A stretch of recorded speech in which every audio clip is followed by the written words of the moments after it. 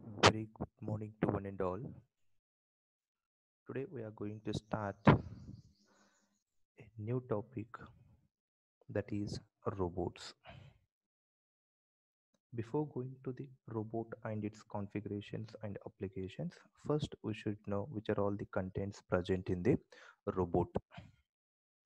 It mainly consists of introduction, robot anatomy, joints and links, common robot configurations and applications.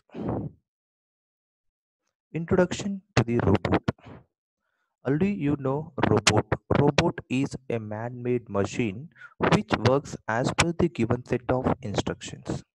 An robot is an electromechanical device. A robot is an electromechanical device which follows a set of instructions to carry out certain jobs. Robot is a machine which is controlled by computer. That means by writing the program, we are controlling the robot operations. Robot can be substituted for humans in hazardous or uncomfortable work environment. Whenever there is an hazardous and uncomfortable work environment that is not possible by human being, in those cases we are using robot to perform those hazardous and uncomfortable work. Next is it consists robot is working consistently and repeatability of robots. Robot can be programmed based on our requirement. We have to write the program for performing the different operations.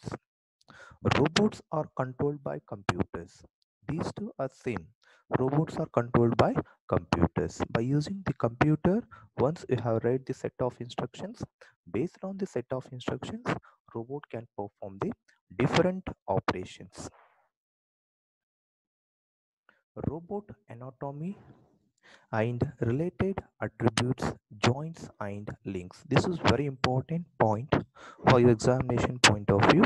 Robot anatomy and its related attributes, that is joints and links. It mainly consists of a base which is mainly used to support all other parts of the robot, and it is having the links and joints, series of links and joints. Here link 0, link 1, link 2, joint 1, joint 2.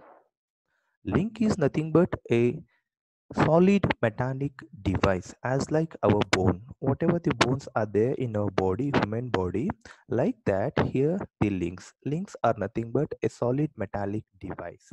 Link 0, that is one solid metallic device. Link 1, and the solid metallic device. Link 2, third solid metallic device. Based on your requirement, you can use a number of links. Joints, it provides a relative motion between the input and output links. Joint 1 is having two links. One is link 0 input link and link 1 output link. It gives the relative motion between these two links. Again, joint 2, it provides a relative motion between link 1 and link 2. Here link 1 is an input link for joint 2. Link 2 is an input link for output link for joint 2. At the end, we're having a end of arm, that is a end gripper.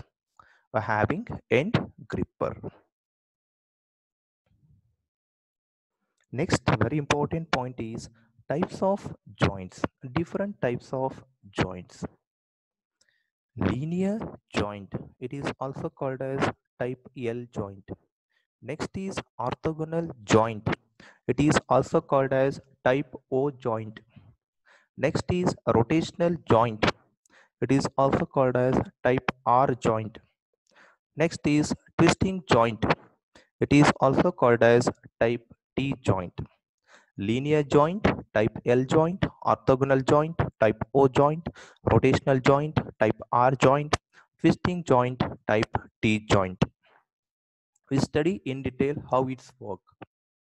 First one, linear joint, it is also called as type L joint. This linear joint, this is a joint in between the two links, input and output link. This is input link, this is output link. It gives a relative motion between input and output link. This is a linear joint. It gives a relative transitional motion between input and output link.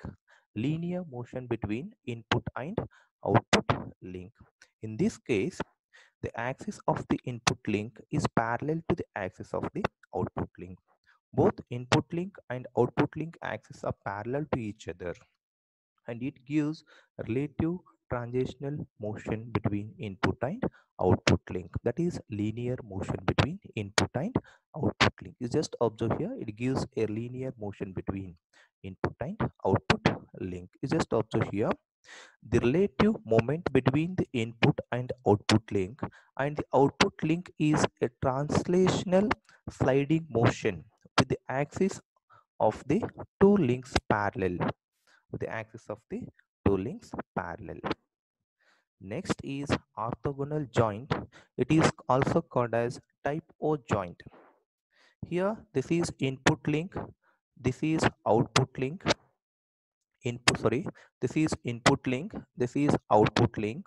It gives a relative translational motion between input link and output link, but the axis of the output link is perpendicular to the axis of the input link. Axis of the output link is perpendicular to the axis of the input link. Just observe here, orthogonal joint, it is also called as type O joint. This is also a translational sliding motion, but the input and output links are perpendicular to each other during the moment.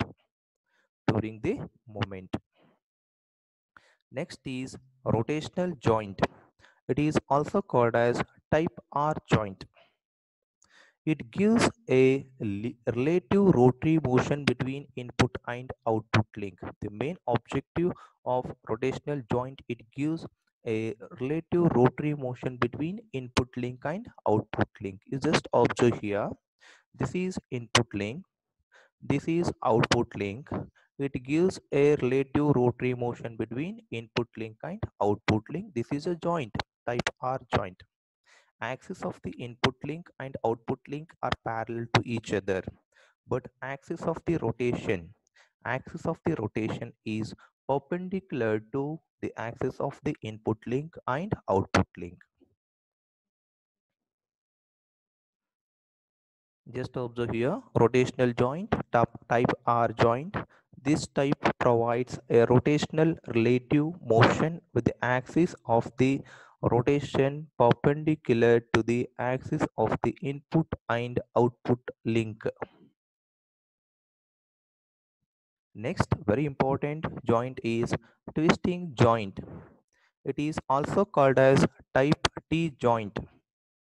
You just observe here, this is input link, this is output link, this is a twisting joint in between input link and output link. It gives a relative rotary motion between input link and output link, relative rotary motion between input link and output link, but the axis of the rotation is parallel to the axis of the input link and output link. Initially, input link axis is parallel to the output link axis. These two links axes are parallel to each other. Axis of the rotation is also parallel to input link and output link.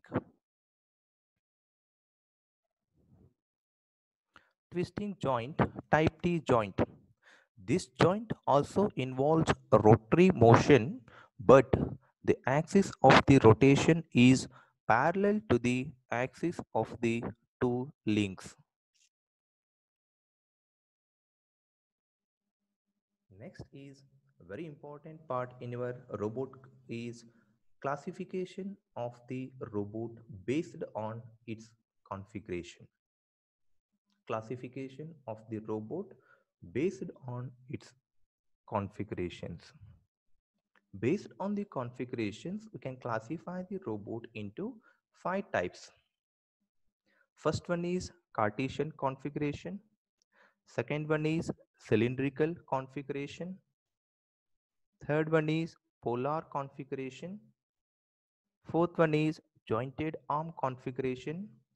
And last one is SCARA, that is selective compliance assembly robot arm. These are 5 configuration robots.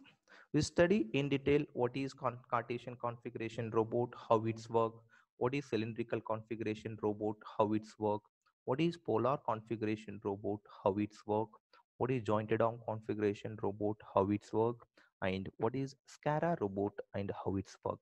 We study in detail one by one. Next is first one, Cartesian configuration robot. Cartesian configuration robot, it is an industrial robot. It is an industrial robot whose three axes, principal axes, are perpendicular to each other. In the name itself, Cartesian configuration, it mainly works on the Cartesian coordinates x-axis, y-axis and z-axis. All the three principal axes are perpendicular to each other. It is having three linear joints. Just observe here, this is one linear joint, this is another linear joint. Yes, it gives three linear motions. First one is with respect to z-axis, vertically upward and downward. Second one with respect to x-axis, in and out, in and out. With respect to y-axis, back and forth, back and forth. By this, we are getting a rectangular work envelopment.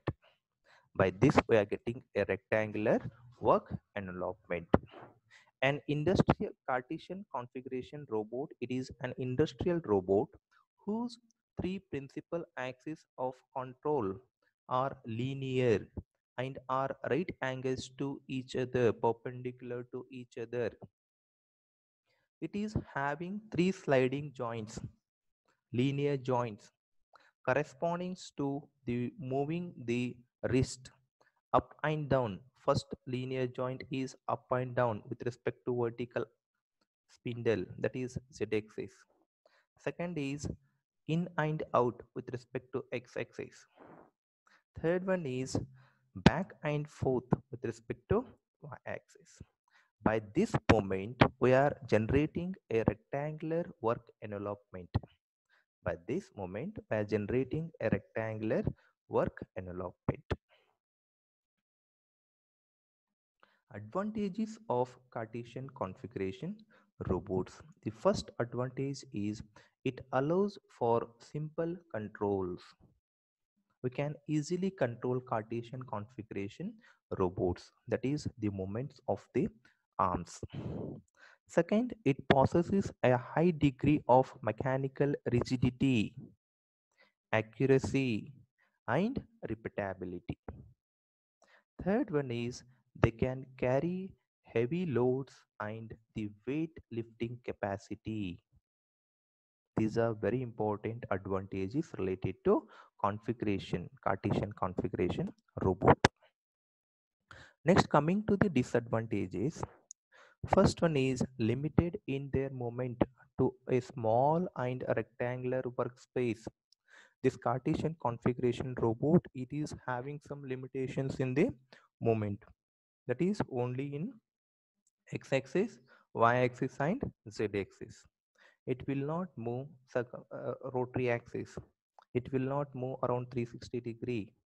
That's why it is having some limitations and it produces a rectangular workspace. Second disadvantage is it reduces the flexibility. It is not that much of flexible as compared to other configuration robots.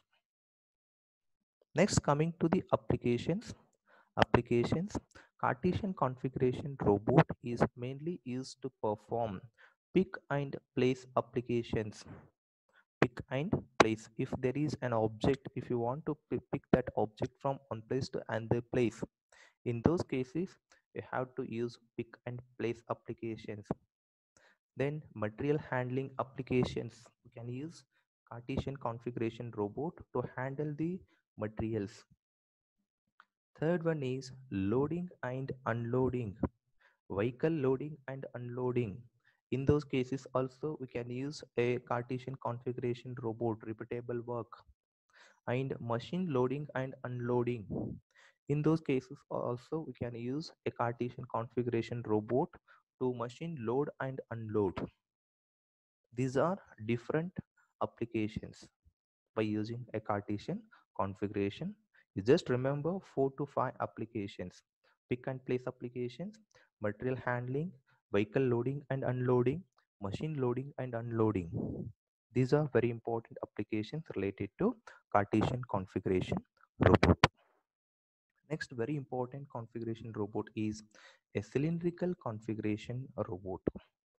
Cylindrical configuration robot, it is having one rotary joint and two linear joint. It is having one rotary joint and two sliding joint or linear joint.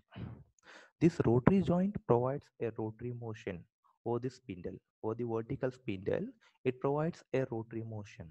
And this sliding joint provides a linear motion. One is vertically upward and downward, and then one is horizontally in and out. In and out. By this, we are generating a cylindrical work envelopment. You just observe here, this dotted line, red color dotted line represents this is a cylindrical. Yes, how you got the cylindrical? By the movement of the robot arms. One is inward and outward, up and down, two sliding motions, that is linear motion. Sliding joint provides the linear motions, inward and outward, up and down, and one rotary motion with respect to vertical spindle. By this, we are generating a cylindrical work envelopment. You just observe here, cylindrical coordinate robots are the industrial robots. Are the industrial robots whose axes form a cylindrical coordinate system, that is cylindrical work envelopment. This is used for assembly operations, material handling, and machine tools handling. These type of robots are mainly used for assembly operations. Already you know car manufacturing. The car is an assembled part. While doing the assembly operations, we are using this type of robot.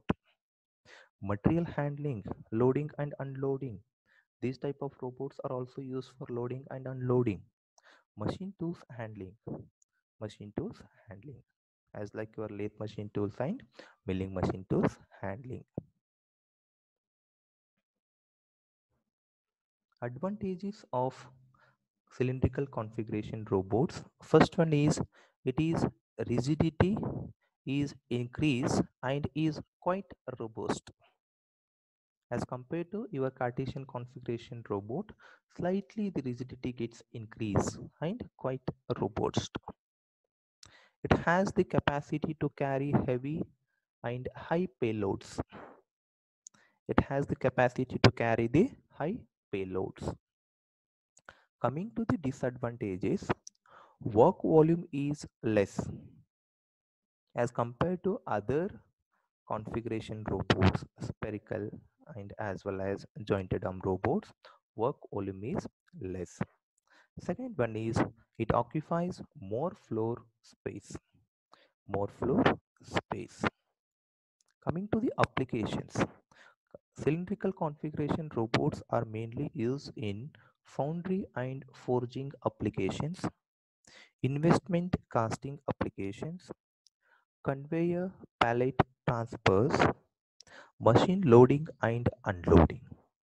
Machine loading and unloading. Next very important configuration is polar configuration. It is also called as a spherical configuration robot. Polar configuration or spherical configuration robot. In the name itself, it indicates that it gives a spherical work envelopment. It gives that a spherical work envelopment. For getting the spherical work envelopment, by having two rotary motion and one sliding motion. By having two rotary motion and one sliding motion. By this, we are getting a spherical work envelopment. Polar configuration robot or spherical configuration robot, it is an industrial robot. It is an industrial robot which is having two rotary motion and one sliding motion. By this, we are getting a spherical work envelopment in the industry. By this, we are getting a spherical work envelopment in the industry. Spherical, already you know, it is same as like a ball. Yes, you just observe here. This is a base. This is a base of the robot. Yes, this is one part. This is another part. Yes, one part is connected to the base by using a rotary joint. By using a rotary joint, axis of the rotation is vertical. Axis of the rotation is vertical, but it is rotating horizontally. It is rotating horizontally. Second is another rotary motion is vertically. Axis of the rotation is horizontal and the rotary motion is vertical rotary motion, but the axis of the rotation is horizontal. And third one is a sliding motion. It is a sliding motion. It is a sliding motion. That means it is moving to and fro motion inside the one part. Inside the one part. By this, we are getting a spherical work envelopment in the working industries. In the working industries. Coming to the advantages, it gives a long reach capability is realized in the horizontal position. Second, coming to the disadvantages, the vertical reach is low. Vertical reach is low. Third one is its applications. Coming to the applications, first we can use the spherical configuration robot in die casting, forging, injection molding application, dip coating application, cleaning of parts, and etc. We can use the spherical configuration robots in die casting application, forging application, injection molding application, dip coating application, cleaning of parts, and etc. You can observe here. Here we are having two rotary motion and one sliding motion. By this, we are getting a spherical work envelopment in the industry. That's why it is called as a spherical configuration. Spherical configuration robot. Next, very important configuration is jointed arm configuration robot. Jointed arm configuration robot. This is same as that of our arm. It is same as that of our arm. I think many of you have seen the JCB, earth moving equipment. The company is a JCB. This is similar to the JCB. It is having a base. Base is connected to shoulder. Yes, the shoulder in turn connected to upper arm by using one joint. Again, shoulder is connected to base by using another joint. The upper arm is connected to forearm by using another joint, that is elbow in our body. Next, in our hand, we are having a elbow, that is the link, that is a joint between upper arm and forearm. Then this forearm is connected to wrist by using another joint. Here we are using all the rotary joints. We are not using any sliding joints. We are not using any sliding joints or linear joint. We are using all the rotary joint. Yes, by this we are increasing the work envelopment and also we are increasing the degree of freedom. Degree of freedom. Yes, here one rotary joint in between the shoulder and the base, and the rotary joint in between the upper arm and the shoulder, third rotary joint in between the forearm and upper arm, and fourth rotary joint in between the forearm and wrist. Yes, by this we are increasing the work envelopment. and also we are increasing the flexibility as compared to other robot configurations. Other robot configurations. Best example is earth moving equipment company is JCB. Many JCBs we have seen, this is similar to your JCB. This looks like a JCB. I hope it's clear to you. Coming to the advantages, the work volume available is large. By using this type of robot, the work volume availability is large. Second one is operation is quick. Third advantage is flexibility is increased. As compared to other configuration robots, flexibility gets increased. Coming to the disadvantages, operating procedures are difficult. As compared to other configuration robots, operating procedures are difficult. Next disadvantage is quite expensive type of the configurations. Then third one is number of components involved are more. In jointed arm robot, the number of components involved are more. Coming to the application point of view, to perform arc welding, spot welding, and spray painting operations. Yes, by using jointed arm robot, we can perform arc welding operation, we can perform spot welding operation, we can perform painting operation, spray painting operation, we can perform other machine loading and unloading operations, vehicle loading and unloading operations, yes, and many more, and many more. Next is advantages of the robot. Common advantages of the robot. The main advantages of the general robots are to increase the productivity, safety, efficiency, quality, and consistency of product. Second advantage is robots can work in hazardous environments. Third is robots work continuously without any humanity needs and illness. Fourth is robots and their sensors can have capabilities beyond that of humans. Fifth one is robots can possess multiple tasks simultaneously, but humans can only one. These are the advantages of the robot as compared to human beings. First one is it increases productivity, safety, efficiency, quality, and consistency of products. By using robot, we can increase the efficiency. We can also increase the productivity, and it is safety, and we are getting a good quality products. Second one is robots are working in a hazardous environment. Whenever we are unable to do the work in hazardous environment, in those cases by using robots to perform the work. Third important advantage is robots work continuously without any humanity needs and illness. That indicates that it will not take any rest. Without rest, robot can perform the operations continuously for longer period of time.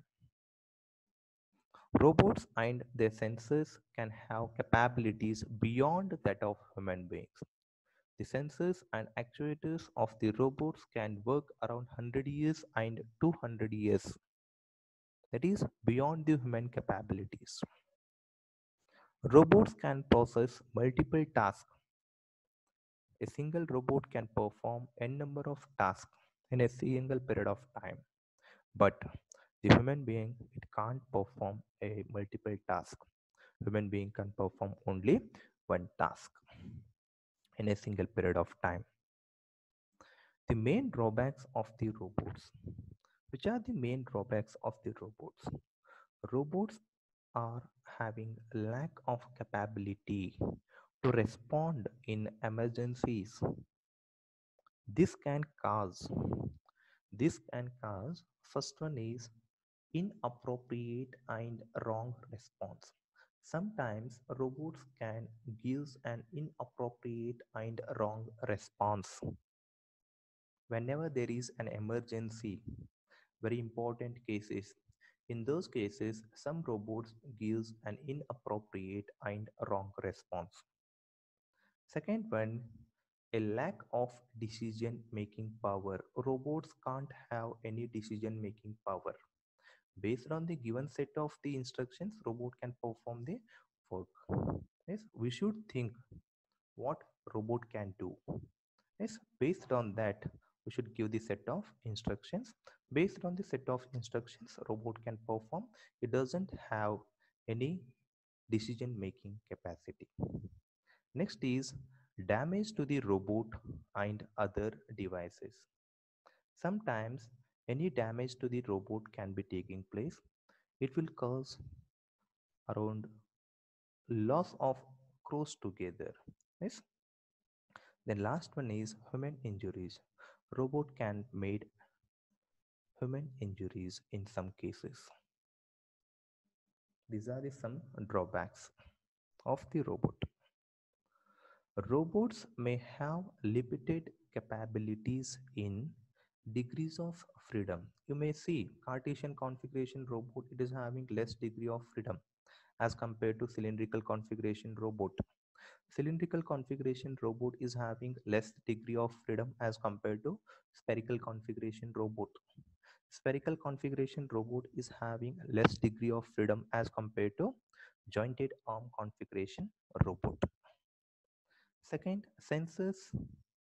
We are using many sensors in the robot. Those sensors are costlier. Sometimes those sensors are working properly.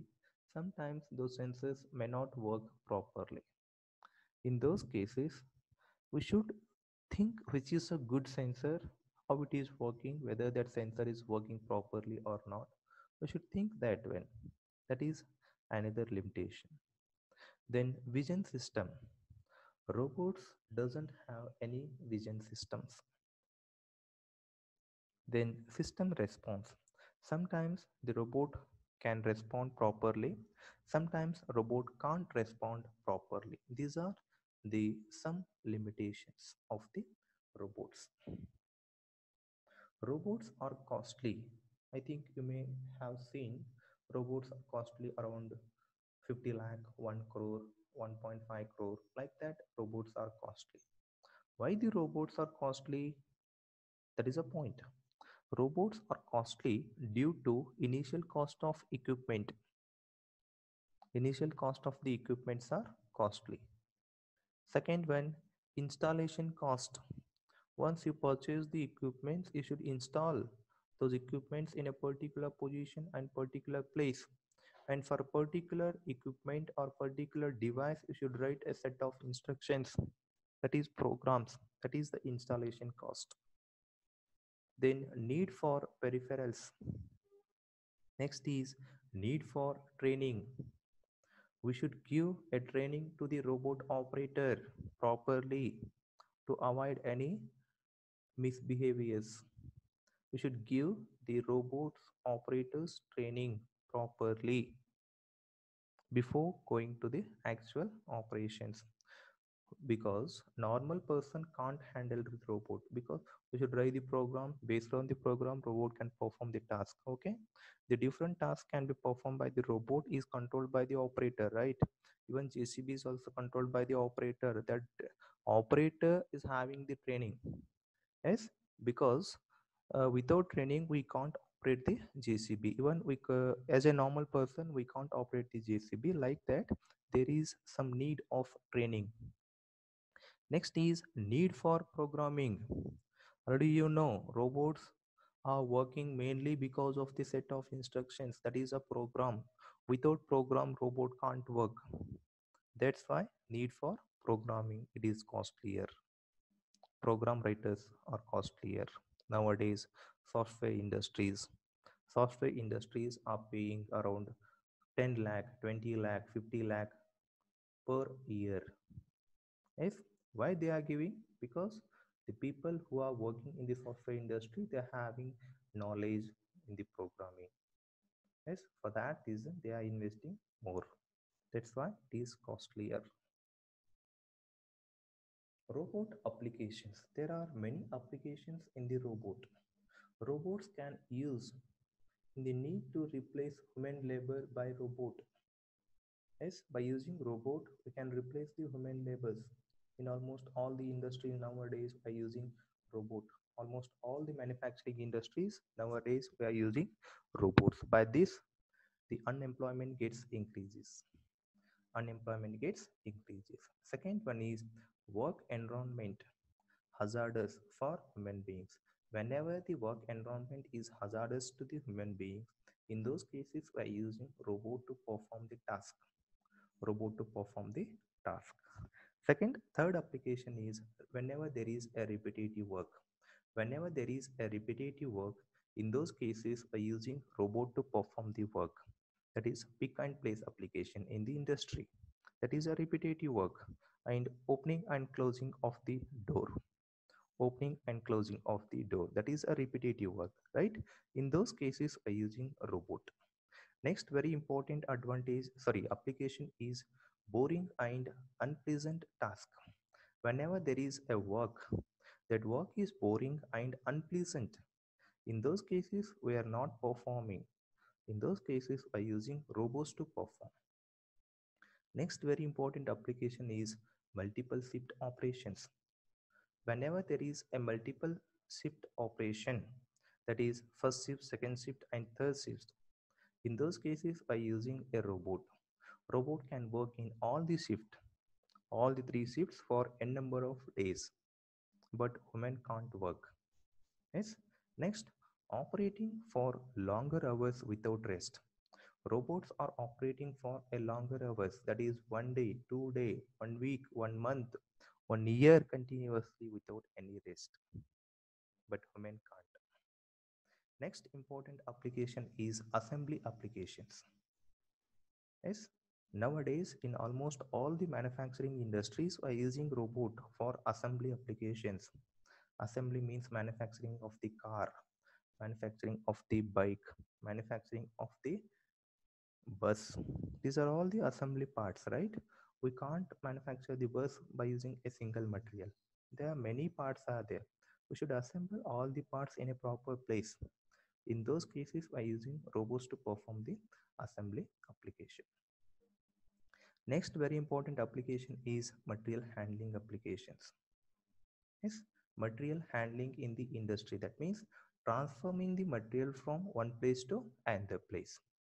That is material handling applications in the industry. We are using robot to transfer the material from one place to heavy materials from one place to another place. Then processing operations. In the process industry or in the manufacturing industry, by using robot for all the processing, welding operation, grinding operation, facing operation, thread cutting operation, knurling operation, all the operations are performed by robot itself without using manpower. The last one is inspection applications. Once you manufacture a car, whether that car is working properly or not, we're checking that car by using a robot. All the equipments which are mounted in the car, all the equipments are working properly or not, we are checking by using a robot instead of using manpower nowadays. In your syllabus, these four are important applications: assembly application, material handling application, processing operations, inspection applications. Study in detail. First one is material handling. In the industry, if you want to transfer the material from one place to another place, heavy materials from one place to another place by using robot instead of using manpower. That is material handling. Material transfer or machine loading and unloading. If you want to load the machine, if you want to load workpiece to the machine in the lathe machine, heavy workpiece in the lathe machine by using a robot instead of using manpower. And unloading. Second is machine loading and unloading are die casting, plastic molding, forging, heat treatment. Yes, these are the machine loading and unloading. Forging is nothing but heating the equipment or heating the workpiece to a certain temperature and applying the external pressure to convert one shape of the material into the required shape. That is called as a forging operation. For doing the forging operation, we're using a robot instead of using manpower. Next important application is heat treatment.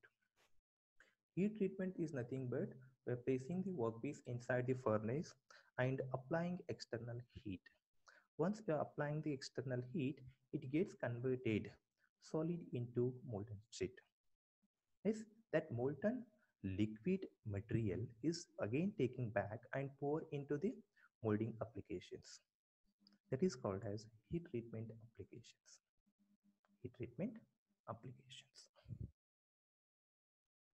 Processing operations. These are the different processing operations. First one is spot welding.